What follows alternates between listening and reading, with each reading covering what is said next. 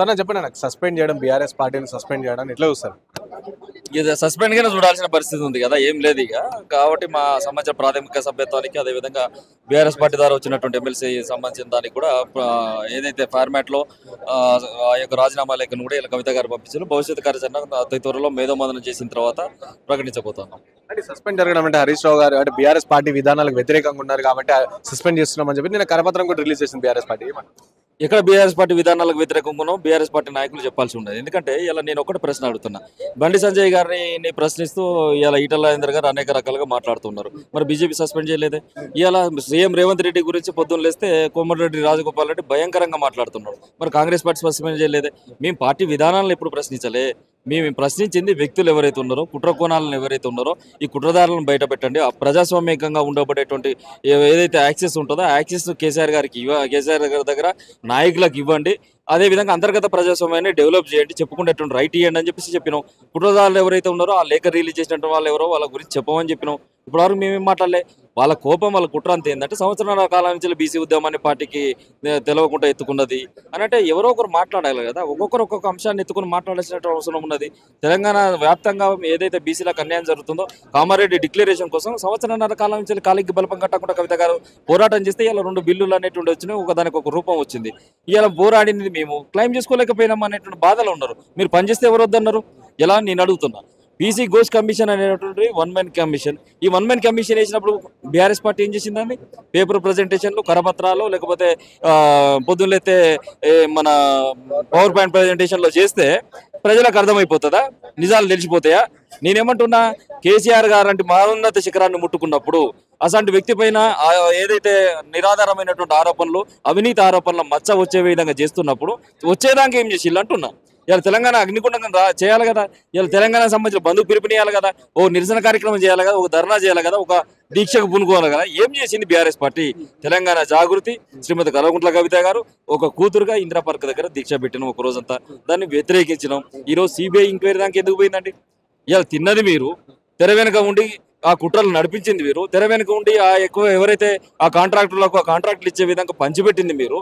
పంచిపెట్టి ఇలా 100 కోట్ల రూపాయలు ఇలా ఈ ఈఎన్సీ సంబంధించిన ఇంజనీర్ల దగ్గర ఎట్లా దొరుకుతున్నాయి?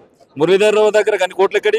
అంటే 10 ఏళ్ళుగా ప్రశ్నించిన కవిత గారు సో ఇప్పుడు ఎందుకు ప్రశ్నించారు? అంటే 10 ఏళ్ళుగా ఇవన్నీ కూడా కాళేశ్వరం 10 ఏళ్ళుగా చేస్తున్నప్పుడు సో అప్పుడు అడిగిన కవిత గారు ఇప్పుడు ఎందుకు పేర్లు బయట పెడుతున్నారు? కాళేశ్వరం ప్రాజెక్ట్ అనేటువంటిది కేసీఆర్ గారి యొక్క కళల ప్రాజెక్టు. అక్కడ ఏదైతే మన తమిళనాడు దగ్గర నీటి లభ్యత అనేటువంటిది లేకపోయినప్పుడు 160 టీఎంసీల నీళ్లు ఉంటే అది సరిపోదు, మహారాష్ట్ర కూడా కొంత వాటా పోతే మనకు నీటి నిల్వలు అనేట్టు తగ్గుతాయని చెప్పేసి దాన్ని డిజైన్ మార్చి తమిళేటి దగ్గర నుంచి మేడిగడకు మార్చిల్లు. అదొక కళల ప్రాజెక్టు. వ్యాప్కోస్ నివేదిక, ఏరియల్ సర్వే, సిడబ్ల్యూసి సంబంధించినటువంటి అనుమతులు, ఎన్డీఎస్సీ సంబంధించినటువంటి అనుమతులు ఇవన్నీ కూడా తీసుకొని ఈ ఆర్ఈసీ లాంటి సంస్థల యొక్క వాటి యొక్క అమలు, అంటే రాజ్యాంగబద్ధమైన సంస్థల యొక్క వాటిని దగ్గర నుంచి ఒపీనియన్ తీసుకొని అలా నిర్మాణం చేసిళ్ళు. కాబట్టి కేసీఆర్ గారి దీంట్లో ఎట్లాంటి ఇది కూడా అవినీతి జరిగింది అనేటువంటి కూడా తెలియదు. అప్పుడు ఇరిగేషన్ మినిస్టర్గా ఉన్నటువంటి వ్యక్తి ఎవరు? ఆ రోజు అధికారంలో ఉంటే క్రెడిట్ తీసుకున్నటువంటికేమో కాళేశ్వరరావు అని చెప్పేసి పోవడగానే ఈయన ఆ క్రెడిట్ తీసుకుంటాడు. అవినీతి కాడికి వచ్చేసరికల్లా కేసీఆర్ వైపు వేలు చూపెడుతున్నారు. దీని వెనుక కుట్రదారులు ఎవరు? సంతోష్ రావు కాదా? దాని వెనుక కుట్రదారు హరీష్ రావు కాదా? మరి ఇవన్నీ జరుగుతుంటే ఏం చేసిళ్ళు? ఇవాళ సిబిఐ ఎంక్వైరీ ఈ వయసులో కేసీఆర్ గారికి అవసరమా? సంబంధించినటువంటి మచ్చ తీసుకొచ్చిన కారకులు వీలే కదా. ఇది ప్రశ్నించకూడదా? అంటే వ్యక్తిని ప్రశ్నిస్తే కూడా సస్పెండ్ చేస్తారా? వ్యవస్థను ప్రశ్నించలే మేము, పార్టీని ప్రశ్నించలే మేము వ్యక్తిని ప్రశ్నించాం. ఈ వ్యక్తి ఇట్లా అన్యాయానికి గురి చేస్తూ ఉన్నాడు, ఈ వ్యక్తి కుట్రలు చేస్తూ ఉన్నాడు, వీళ్ళని దూరం పెట్టుకోవాల్సిన పరిస్థితి ఉంది, పార్టీని ప్రక్షాళన చేసుకోవాల్సిన పరిస్థితి ఉంది. ఈ మాటలు మాట్లాడితే సస్పెండ్ చేయడం అనేది ఇంకా ఏం దుర్మార్గం అంటే, కవిత గారు అమెరికా నుంచి తిరిగి వచ్చే కంటే ముందే టీబీజీకే సంబంధించినటువంటి గౌరవ అధ్యక్షురాలుగా 10 సంవత్సరాల కాలం నుంచి పనిచేస్తున్నటువంటి వ్యక్తిని కార్మిక చట్టాలను ఉల్లంఘించి జనరల్ బాడీ మీటింగ్ పెట్టకుండా ఎవరైనా గౌరవ అధ్యక్షురాలు తప్పిస్తారా అండి? ఈ నియమం కూడా తెలియదా? ఇవాళ నిన్న జరిగినటువంటి సస్పెండ్ ఏంటిది? కనీసం ఒక షోకాజ్ నోటీస్ ఇచ్చిలా, కనీసం వివరణ కోరిలా, ఏది లేకుండా ఎట్లా సస్పెండ్ చేస్తారు? అంటే ఇంత జరుగుతున్నప్పుడు మన కేటీఆర్ గారు కావచ్చు, ఇక్కడ కేసీఆర్ గారు డైరెక్ట్ గా ఎక్కడ కూడా స్పందించే దాఖలాలు కనిపించట్లేదు. ఎందుకు అట్లా? నేను అదే చెప్తాను. ఇప్పుడు మా అక్కగారు కూడా బాధపడ్డది ఏంటంటే రామన్న విషయంలో కొంత కట్టసి కూడా మాట్లాడారు. రేపు రోజున ఏంటంటే ఎన్టీ రామారావు కనుక వెన్నుపోటు పొడిచినట్టు అల్లుడే వెన్నుపోటు పొడిచేటువంటి ప్రమాదం ఉన్నది.